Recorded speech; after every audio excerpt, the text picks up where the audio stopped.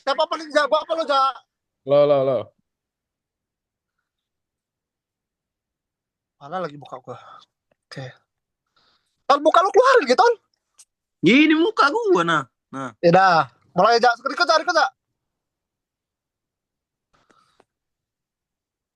Udah gue record dari nih mulai aja. Oke, ya dah. Assalamualaikum warahmatullahi wabarakatuh.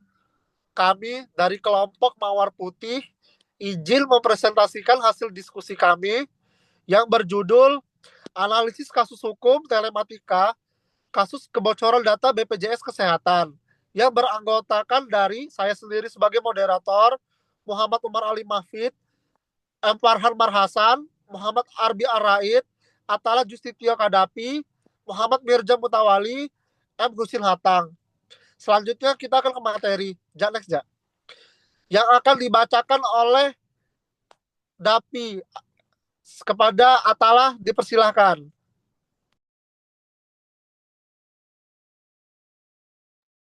latar belakang. Dalam era digital yang semakin berkembang, perlindungan data pribadi menjadi isu yang krusial dalam hukum telematika. Data pribadi memiliki nilai ekonomi dan sosial yang tinggi, sehingga rawan menjadi target kejahatan cyber. Di Indonesia, salah satu kasus terbesar yang mengundang perhatian publik adalah dugaan kebocoran data 279 juta peserta BPJS Kesehatan pada tahun 2021. Data tersebut mencakup nomor induk kependudukan atau NIK, alamat, nomor telepon, hingga gaji peserta, dan diduga diperjualbelikan di dark web. Kejadian ini memicu kekhawatiran terkait lemahnya sistem keamanan data serta efektivitas regulasi yang ada dalam melindungi privasi masyarakat. Oleh karena itu, kasus ini akan dianalisis menggunakan aspek-aspek hukum telematika untuk melihat sejauh mana aturan yang ada dapat mengatasi permasalahan kebocoran data serta bagaimana penyelesaiannya.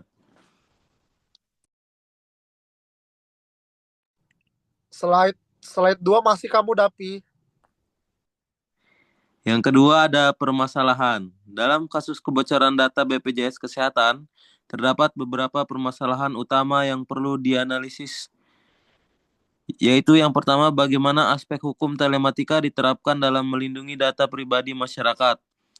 Kasus ini menunjukkan adanya celah dalam sistem perlindungan informasi, baik dari segi teknologi maupun regulasi.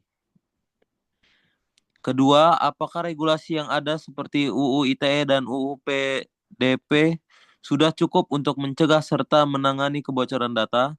Meskipun UU PDP telah disahkan, implementasi dan penegakan hukumnya masih menjadi tantangan, terutama dalam pengawasan serta akuntabilitas pihak yang lalai dalam menjaga data pribadi. Selain itu, penting untuk mengkaji bagaimana mekanisme penyelesaian hukum yang tersedia. Saat ini masih terdapat keterbatasan dalam mekanisme pengaduan dan kompensasi bagi korban, sehingga banyak masyarakat yang dirugikan tanpa ada penyelesaian yang jelas.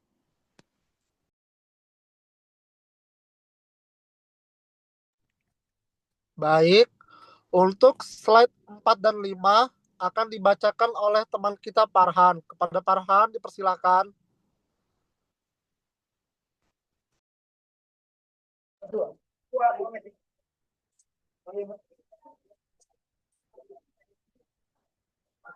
Teori menganalisis kasus ini.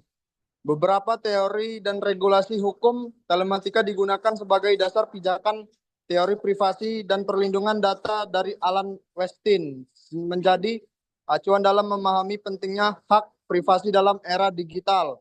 Selain itu, UU No. 11 tahun 2008 tentang informasi dan transaksi elektronik UU ITE serta revisinya dalam UU No. 19 tahun 2016 menjadi regulasi utama yang mengatur keamanan informasi dan transaksi digital.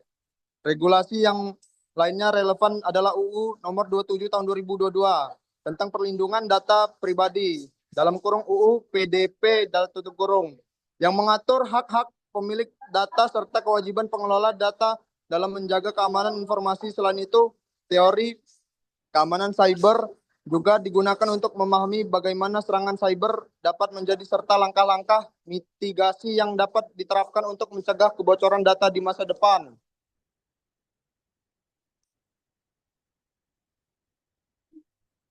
Metodologi penelitian ini menggunakan pendekatan studi kasus dengan menelaah dugaan kebocoran data BPJS Kesehatan sebagai objek utama.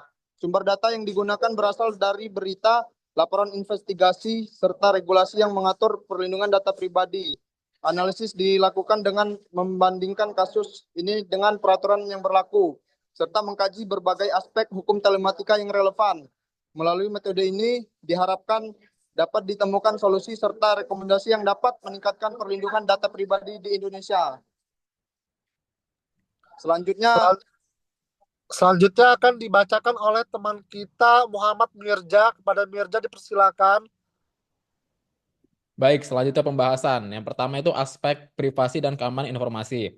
Dalam kasus kebocoran data BPJS Kesehatan, aspek privasi menjadi sorotan utama. Informasi pribadi yang seharusnya hanya dapat diakses oleh pihak yang berwenang ternyata bocor dan diperjualbelikan secara ilegal. Hal ini menunjukkan lemahnya sistem keamanan dalam melindungi informasi sensitif. Berdasarkan UU PDP, setiap pengelola data memiliki kewajiban untuk menjaga kerahasiaan dan keamanan data pribadi. Namun dalam kasus ini, sistem keamanan BPJS Kesehatan nampaknya tidak cukup kuat untuk mencegah akses yang tidak sah. Kemudian ada aspek perlindungan data dari serangan yang tidak sah. Salah satu tantangan utama dalam hukum telematika adalah serangan cyber yang semakin canggih. Dalam kasus ini BPJS Kesehatan. Dugaan kebocoran data menunjukkan bahwa sistem keamanan yang diterapkan belum mampu menghadapi ancaman cyber dengan optimal. Padahal regulasi seperti UU ITE dan UU PDP telah mengatur perlunya langkah-langkah teknis untuk mencegah serangan cyber. Lemahnya enkripsi data dan kurangnya pemantauan terhadap akses sistem menjadi salah satu faktor yang memungkinkan kebocoran data ini terjadi. Baik, selanjutnya untuk 2 slide ke depan akan dibacakan oleh teman kita Muhammad Husin Hatang. Kepada Husin Hatang dipersilakan. Ya, yang selanjutnya aspek kepemilikan data dan hak cipta. Dalam hukum telematika, kepemilikan data jadi isu penting. Data pribadi sejatinya adalah milik individu, bukan milik institusi atau pemerintah. Oleh karena itu, individu memiliki hak untuk mengetahui bagaimana datanya dikelola dan siapa saja yang memiliki akses. Dalam kasus BPJS Kesehatan, kebocoran data menunjukkan adanya kelalaian dalam perlindungan hak pemilik data. UU PDP sebenarnya mengatur bahwa setiap institusi yang mengelola data pribadi harus meminta izin kepada pemilik data sebelum menggunakan informasi tersebut. Namun dalam praktiknya, regulasi ini belum sepenuhnya diimplementasikan dengan baik. Selanjutnya ada aspek pengurusan teknologi telematika. Teknologi telematika mencakup berbagai sistem komunikasi digital, termasuk layanan online dan telepon seluler. Dalam kasus kebocoran data, BPJS Kesehatan, data yang bocor dapat digunakan untuk berbagai kejahatan berbasis teknologi, seperti penipuan digital dan pencurian identitas. Hal ini menunjukkan bahwa perlindungan terhadap penggunaan teknologi telematika perlu diperkuat agar tidak disalahgunakan oleh pihak yang tidak bertanggung jawab. UU ITE telah mengatur batasan dalam penggunaan data pribadi, tetapi diperlukan mekanisme implementasi yang lebih ketat untuk mencegah penyalahgunaan data dalam ruang digital. Baik, untuk selanjutnya akan dibacakan oleh teman kita Muhammad Arbi Araid. Kepada Arbi dipersilakan. Lalu selanjutnya ada aspek penyelesaian sengketa. Penyelesaian sengketa dalam kasus kebocoran data BPJS Kesehatan menjadi tantangan tersendiri. Hingga saat ini belum ada kejelasan mengenai tanggung jawab hukum yang diberikan kepada BPJS Kesehatan. Berdasarkan UU PDP, institusi yang terbukti lalai dalam melindungi data pribadi dapat dikenakan sanksi administratif dan pidana. Namun dalam kasus ini, langkah hukum yang diambil masih terbatas pada penyelidikan terhadap dugaan kebocoran data tanpa adanya ganti rugi kepada korban. Oleh karena itu, diperlukan mekanisme penyelesaian sengketa yang lebih efektif untuk memberikan perlindungan hukum kepada masyarakat yang dirugikan akibat kebocoran data. Selanjutnya akan dibacakan oleh saya sendiri. Kesimpulan dan saran, kasus kebocoran data BPJS Kesehatan menunjukkan bahwa perlindungan data pribadi di Indonesia masih menghadapi berbagai tantangan, baik dari aspek regulasi maupun implementasi keamanan. Regulasi seperti UU PDP sudah mengatur perlindungan data pribadi, tetapi pengawasan dan penerapan hukum masih perlu diperkuat. Untuk mencegah kejadian serupa di masa depan, diperlukan peningkatan standar keamanan cyber bagi institusi yang mengelola data pribadi. Selain itu, mekanisme penyelesaian sengketa harus diperjelas agar korban kebocoran data mendapatkan perlindungan hukum yang lebih baik. Dengan langkah-langkah ini, diharapkan sistem perlindungan hukum yang lebih baik. Dengan langkah-langkah ini, diharapkan sistem perlindungan data di Indonesia dapat lebih kuat dan mampu menghadapi ancaman kejahatan cyber yang terus berkembang. Berikut adalah presentasi dari kelompok kami, kelompok Mawar Putih. Kami harap dengan adanya materi dari kami dapat membantu peningkatan untuk ilmu ke depannya. Terima kasih, saya akhiri.